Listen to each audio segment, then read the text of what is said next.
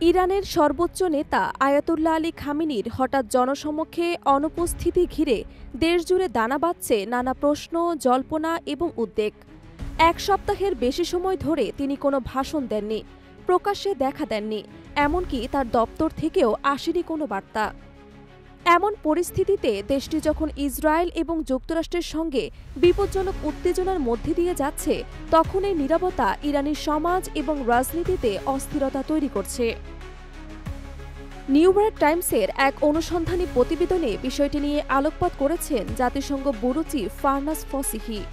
তিনি জানান, ইরানের রাষ্ট্রীয় টেলিভিশনের এক উপস্থাপক সম্প্রচারকালে খামেনির দপ্তরের এক কর্মকর্তাকে সরাসরি প্রশ্ন করেন, মানুষ উদ্বিগ্ন, সর্বোচ্চ নেতার কী অবস্থা? দর্শকদের এমন উদ্বেগে বার্তাকক্ষ ভরে গেছে বলেও জানান তিনি।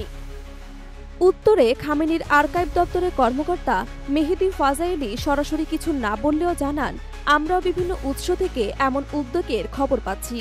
ইসরায়েল এবং যুক্তরাষ্ট্রের সাম্প্রতিক হামলার পর আয়াতুল্লাহ নিরাপত্তা নিয়ে সবাই চিন্তিত। সরকারি সূত্র বলছে, আয়াতুল্লাহ খামেনি বর্তমানে একটি সুরক্ষিত বাংকারে অবস্থান করছেন। তার বিরুদ্ধে সম্ভাব্য হত্যাচেষ্টার আশঙ্কায় ইলেকট্রনিক যোগাযোগ সম্পূর্ণ বন্ধ রাখা হয়েছে। এতে জন্ম নিয়েছে নানা গুঞ্জন, তিনি কি অসুস্থ, আহত, নাকি আদতে বেঁচে আছেন কিনা। এই অনুপস্থিতির সময়ে যুক্তরাষ্ট্র ইরানের ৩টি পারমাণবিক স্থাপনায় হামলা চালায়। জবাবে ইরান কাতারে যুক্তরাষ্ট্রের সবচেয়ে বড় সামরিক ঘাঁটিতে ব্যালিস্টিক ক্ষেপণাস্ত্র হামলা চালায়। এরপর প্রেসিডেন্ট ডোনাল্ড ট্রাম্পের মধ্যস্থায় এবং কাতারের আমিরের সহায়তায় ইরান এবং ইসরায়েল একটি যুদ্ধবিরতিতে পৌঁছায়। অথচ এই গুরুত্বপূর্ণ সময়ে খামেনির উপস্থিতি দেখা যায়নি, যা পরিস্থিতিকে আরও রহস্যময় করেছে। ইরানের প্রভাবশালী দৈনিক খানমানের সম্পাদক মোহসেন খালিফে বলেন, যারা তাকে ভালোবাসেন তাদের জন্য এই অনুপস্থিতি গভীর উদ্বেগের বিষয়। যদি তিনি মারা যান, তার জানাজা হবে ইতিহাসের সবচেয়ে গৌরবময় এক সমাবেশে।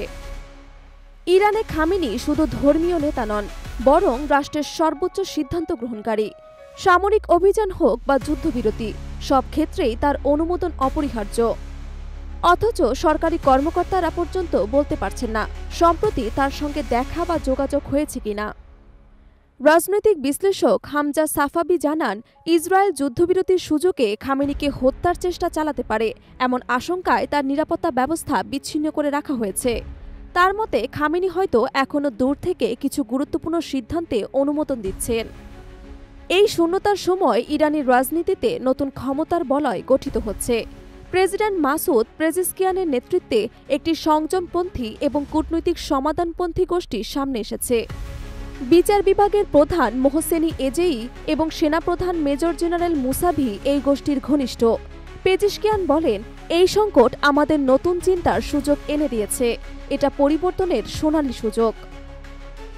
অন্যদিকে কট্টরপন্থী রাজনৈতিক সাইদ জালেলি নেতৃত্বাধীন রক্ষণশীল গোষ্ঠী এই অবস্থানের কঠোর সমালোচনা করছে। তারা যুক্তরাষ্ট্রের সঙ্গে আলোচনার সম্ভাবনা এবং যুদ্ধবিরতিকে দুর্বলতা হিসেবে তুলে ধরছে। এছাড়া ইরানের পারমাণবিক কর্মসূচি ঘিরেও উদ্বেগ বাড়ছে। পররাষ্ট্রমন্ত্রী আব্বাস আরাগচি এবং পরমাণু সংস্থার প্রধান জানান, ইউরেনিয়াম সমৃদ্ধকরণ সমূহ কর্মসূচি চালু থাকবে। তবে নেতৃত্বে অনিশ্চয়তা এই কর্মসূচির ভবিষ্যৎ নিয়েও প্রশ্ন তুলছে আন্তর্জাতিক মহলে। যুক্তরাজ্যের চ্যাথাম হাউসের বিশ্লেষক সানাম ভাকিল বলেন, খামেনির অনুপস্থিতি বড় এক সংকেত। যদি আশুরার আগেও তিনি জনসমক্ষে না আসেন, তাহলে জনগণের উদ্বেগ আরও বাড়বে। সরকার এখন ইসরায়েলের হামলায় নিহত শত শত মানুষের স্মৃতিকে ঘিরে জাতীয়তাবাদী আবেগকে কাজে লাগাচ্ছেন। রাজধানী তেহরানে কনসার্ট এবং আলোক আয়োজনের মধ্য দিয়ে সেই আবেগ জাগ্রত রাখার চেষ্টা চলছে। কিন্তু বাস্তবতা হল, সর্বোচ্চ নেতার অনুপস্থিতি কোনো আয়োজনে চাপা পড়ছে না। ইরান জুড়ে এখন একটাই প্রশ্ন ঘুরপাক খাচ্ছে, আয়াতুল্লাহ খামেনি কোথায়? এই নীরবতা শুধু এক নেতার নয়, বরং গোটা রাজনৈতিক ভবিষ্যতের জন্যই এক ভয়াবহ সংকেত।